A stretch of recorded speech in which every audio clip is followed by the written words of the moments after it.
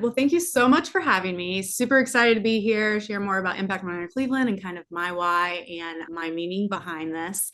So, I first learned about Impact 100 Cleveland from living in Pensacola, Florida, where I grew up. They have the largest Impact 100 chapter in the world, where over 1,200 women come together every single year, collectively give $1,000 each and award $100,000 huge, impactful grants all throughout the Pensacola community. So this is something that I really just saw growing up. I've worked in nonprofits. I'm an avid volunteer. So I've seen just the transformational growth and meeting Pensacola's greatest needs through this organization. So whenever I moved to Greater Cleveland out in Avon Lake on the west side in 2024, I reached out to Global to try to see if there was an Impact 100 chapter near me, how I can get involved. And to my surprise, there was not one. And they were like, hey, do you want to be founding president and get this off the ground? My why is definitely just seeing that amazing work that happened in Pensacola and then really leveraging my small connections here in a new market to kind of get it up and running. Sounds wonderful. And I think when we talked earlier by phone, you mentioned something about the amount that they've done over the years in Oh yeah, Pensacola. since 2002 or 2003, they have done well over 100 million giving that out. They are definitely the largest chapter, and for a reason. They are, three times as big as a lot of the other ones, but it's just massive. And Pensacola is not a huge city like a New York City or Chicago or San Francisco or something. Like Pensacola, Florida is super small, niche. And so the fact that this is truly blown up there just goes to show the type of women that live in that community, the type of need that is in that community. Pensacola, Escambia County itself is the lowest income county in all of Florida. So even just looking at that demographic and the fact that they're the biggest chapter with the biggest giving, again, just goes to show how incredibly awesome that community is. So marvelous Yeah. that women had the desire to get together and do this, and they've really made, as the name implies, a Yeah. terrific impact. Impact. Yes. Yes. So, talk about Impact 100, if you would, and its unusual model. Yes. So it was founded in 2001 by a woman named Wendy Steele in Cincinnati, so right here in Ohio. And she has a book, An Invitation to Impact, where it tells about her life story and her why behind it. But really, she has always faced just women having a seat at the table when it came to philanthropic giving. It was a lot of like the husbands writing the check or even just men being on boards. Anyway, she wanted to really just break down those barriers and see how she could collectively get women to truly have a seat at the table and lead the table, really. So the model is pretty simple. Every year you donate $1,000 and that goes directly to the grants pool. So there's no overhead cost. This is all volunteer, 100% volunteer led. Even at the global level, since we have a leader kind of holding our hands to make sure that we are abiding by the model, there's no fees that are going up to global or even to Wendy, who is still to this day our founder and president. So you have $1,000 every year going to this grants pool. Hopefully you make it to 100 to give away $100,000 grant. And after your donation, we open up the grants application process. So we have focus areas: arts and culture, environment, health and wellness, and education. And we have nonprofits in the community that would apply for projects that fall within those grants categories. And then we have grant focus area chairs that will go through and make sure that this organization is viable. We don't want to just give $100,000 to maybe someone who doesn't have a clear plan in place, or how is this going to truly impact the community? Not to say that we don't fund like salaries or buildings or stuff like that. We get very, very creative in the types of projects that we like to fund, but we like to make sure that it is impactful and is going to be transformational for our community. So we go through a few months of making sure that we're doing site visits, that their financials are all in line, and then we have an annual meeting where we come together and we all get to vote. So one woman, one vote of where we want to see our grant funds going to. So I think that's a really important part, that you're not just writing the check and then Hey, let's hope Brooke makes sure it gets to somewhere that is going to do good work. You are following your dollars throughout that grant cycle to make sure that it's going directly to that organization that we collectively choose. Is that a lot of time involved? I will say, as founding president, definitely a lot of time getting things up and running, bylaws, policies, and procedures, and all that kind of stuff. But another great thing about Impact 100 is that you can choose to be as involved as much or as little as you want. So we'll have members that just write that check and want to throw in their vote at the end of the year. Or there's some people that are like, no, I want to go through these grant applications. I want to sit in these committees and I want to spend a little more time being more invested into it. So for those women, you're donating a lot more time on top of your donation, but there's no requirements to serve on those committees or serve on a leadership role or a board member role. And just seasons of life. We have a board member who just had a baby, actually. So maybe she can't go to all of these meetings and help out as much right now, but that is totally fine because there's always next year to get involved. Or the year after, or retirement. Yeah, we will Yes, still be here for sure. yes. Like you said, $1,000 a year. Yes, Is yes. that right? Mhm. I also like that members have the option of adding Oh, yes, voluntarily yes. $100. Please Yes. talk about that. So we have two tiers of membership, if you will. So if you want to be a member, it's $1,000 and that goes directly to the grants pool. So we do have an option if you want to be a 110% member. A lot of women that I know give 110% in everything that they do, whether it's their job, their family, their hobbies. So we've seen more often than not women going ahead and giving that extra $100, and that is going to go to our operational costs. So again, there's no admin fees, there's no paid staff person, but there are things like printing or events or our web hosting or ads or billboards, all of those things that still, they're not fun to spend money on, but it's got to come from somewhere. So we graciously have amazing sponsors already from the community that bought into our mission and is giving us those higher sponsorship levels. But it is amazing to see our own members really buy into that mission as well on top of that grant. So we do have two types of memberships. You don't get anything extra as far as a different member pin or anything like that. No one knows that you joined at 110%. It's really just only you. So there's no downfall or anybody like calling you out for not being a 110% member. That's something just to help us keep our lights on metaphorically and to make sure that we keep running and that we're going to be our own sustainable organization. That also helps to make it so that there's no cost for the organizations that apply for grants. Exactly. If you're in the nonprofit world or if you're a grant writer or grant seeker for organizations, there's a lot of one invitation, like you have to be invited to apply for grants, or you have to pay anywhere from $50 to $500 to even apply for these grants because there is so much work and admin and even programming and softwares to go through and actually vet these grants to be awarded this money. So we like to keep it free for our nonprofits to actually come in and apply. Our grant software alone that we had to purchase was $5,000. So that's a cost that we have raised funds to, again, keep it free for our nonprofit partners to come in, especially in this political climate or just this economy. We don't want to put any more burden on any of these nonprofits to let them keep doing the good for our community.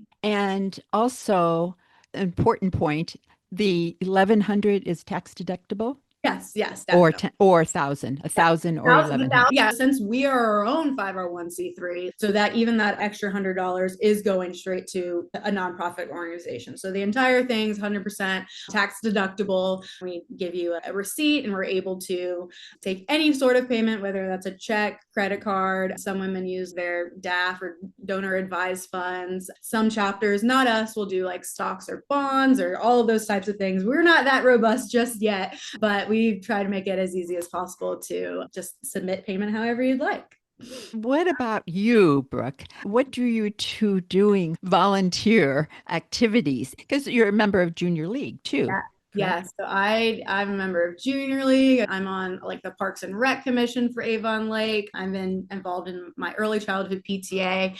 So definitely that's something that fills my cup to really give back. But I think just giving back in general has been just woven into my story from the beginning. I was raised by a single mom. I remember whether it's our neighbors helping out for babysitting while she went to work, really relying on our community. I know we've definitely relied on food banks and other government assistance to really help us serve those basic needs. So I think me just having that personal tie and that personal story growing up to see how it's something that directly affected and helped me. I mean, look where I am today, where I'm coming back and making sure that that wheel is continuing and I'm able to pour into those same kind of programs that helped me and my family growing up.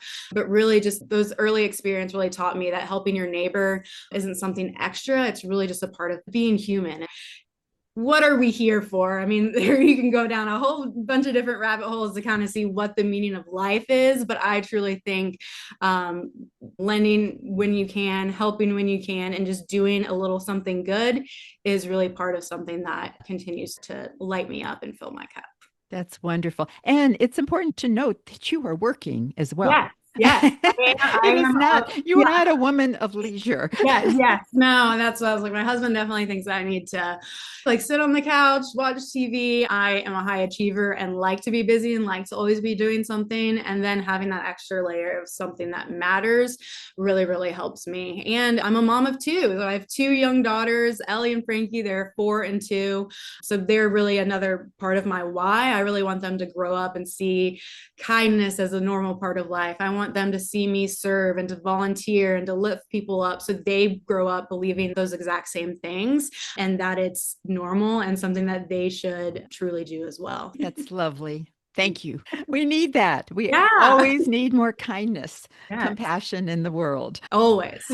Oh my goodness. So when you and your husband moved to the Yes. Cleveland area and you founded this chapter officially in February of Yes. this year of Mhm. Yeah. 2025, how difficult was it? Was there a lot of interest or not?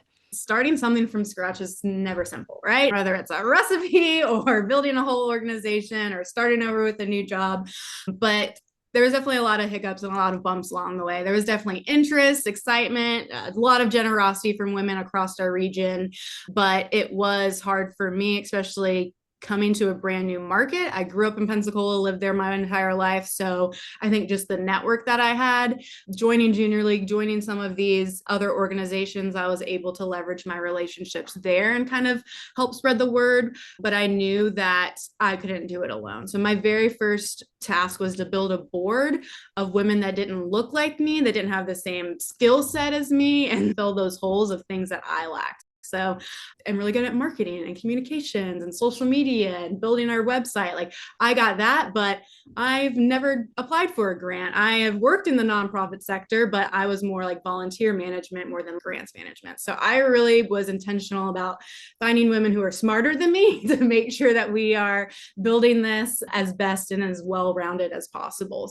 Like you said, we launched in February 2025 and we had our full board maybe by May. So anywhere from our grants director to our membership and recruitment. We got another social media chair, data management, community investment committee. We have a board of almost 20 women. So there's a lot of people. It was really an awesome thing whenever I looked back at our chart and like, wow, we really built this board and these will be our biggest champions of really launching this. And also $1,000 is a lot of money. It's definitely a stop and think gift. I have never given $1,000 to charity at all. This group is not a bunch of affluent women or people that can easily just write this. They choose to because they believe in the mission and they see that direct impact.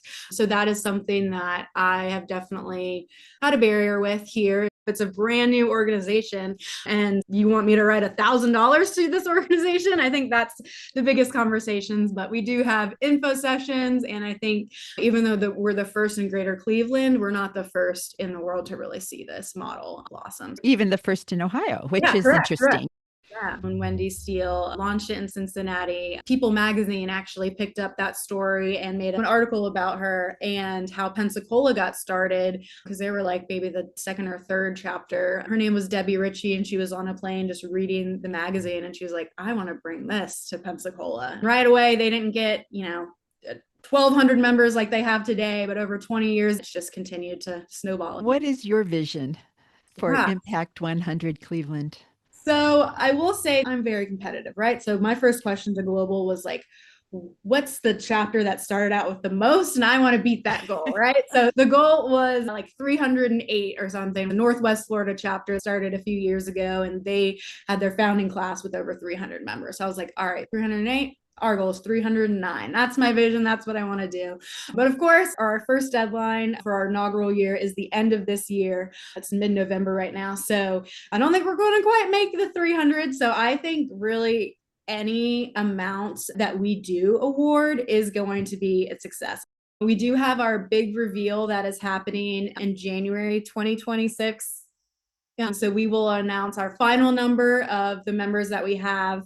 So I would just love to see it continue on. I want to build a sustainable organization that I don't have to be president of and be able to do all this work forever. I want to be able to pass the baton to somebody else and just see, 25 years from now, it does get to maybe 500 members or 1,200 members one of these days. But I just want to continue to see it do good. And I think we're already meeting that goal for sure. Yes. And when you do pass the baton, will you be following your husband's advice and sitting on the sofa and I reading or mean, if something? I can ever truly slow down, like I feel like once you stop doing something, you got to use it or lose it, right? Got to make sure to keep busy. But I feel like I always find some kind of hobby, whether that's pouring more into my creative side of doing photography or getting more involved in my sorority alumni association, or, maybe taking a year or two off and just volunteering with my girls' school or something like Yeah. that. You'll figure it out for Yeah, sure. exactly. I would be lying if I said I would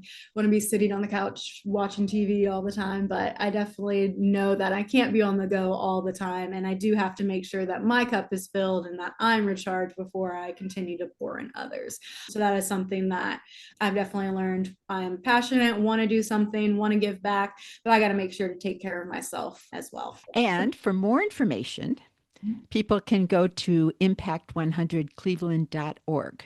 Yes. Correct? Our Yes. one-stop shop. It has links to our social media pages. So whether you are an interested member that wants to learn more, or if you're a potential donor, or if you're a nonprofit that wants to learn about our grants process, we can raise as much money as possible, but we are not the good doers. We need these nonprofits to come up with these projects and able to actually make that mark in our community. So if you know a nonprofit, feel free to send them that information because we definitely want to spread the word. Sounds wonderful, Brooke. Is there anything else? No, I think we covered a lot of it, but thank you so much for helping me really spread the word about our organization and kind of share my why. But yeah, it's been a pleasure speaking with you today. Same here. I've enjoyed it very much. So Thank you again.